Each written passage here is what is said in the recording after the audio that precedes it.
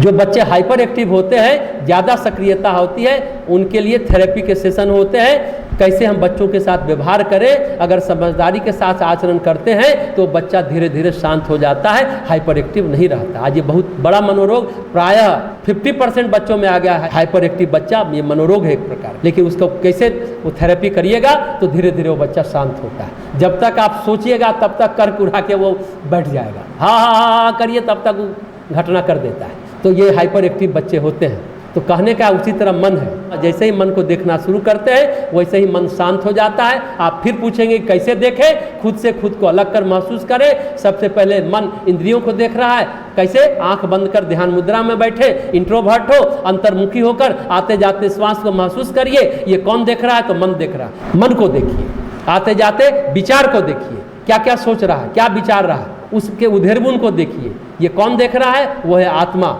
मन से अलग है, आत्मा का भी भान आपको होने लगेगा। जब मन में क्या क्या उठ रहा है बातें, क्या क्या उमर घुमर रहा है, मन में इच्छा एक उमर घुमर रही है, मन में लालच उमर घुमर रहा है, तटस्थ भाव से आप देखेंगे तो बात बनती चलिएगा। तटस्थ समझते हैं? तट पर, किनारे पर देखना है कि नदी में पानी कैसे जा रहा है, उमर घुमर क्या रहा है। वही तट पर बैठ करके देखिए, मन से भी अपने को अलग करके किनारे पर ले जा करके देखने का अभ्यास कीजिए। एक दिन में तो नहीं होगा, धीरे धीरे होगा। और जब आप तटस्थ भाव से देखेंगे ना तो आपको खुद पर हंसी आने लगेगी। अरे ये इच्छा तो हमारे काम की नहीं थी, क्यों हम इसको सोच रहे थे, क्यों मेरे अंदर चल रहा था। मन से बात करने के लिए खुद को यानी 2 भाग में करिए। और सबसे इंपॉर्टेंट है अपने आवेगों का त्याग करिए, उद्वेग का त्याग करिए। आवेग उद्वेग आपको अलग नहीं होने देगा, लिप्त कर देगा, एक बना देगा। आप मन ही है, आप अपने को मान लेंगे।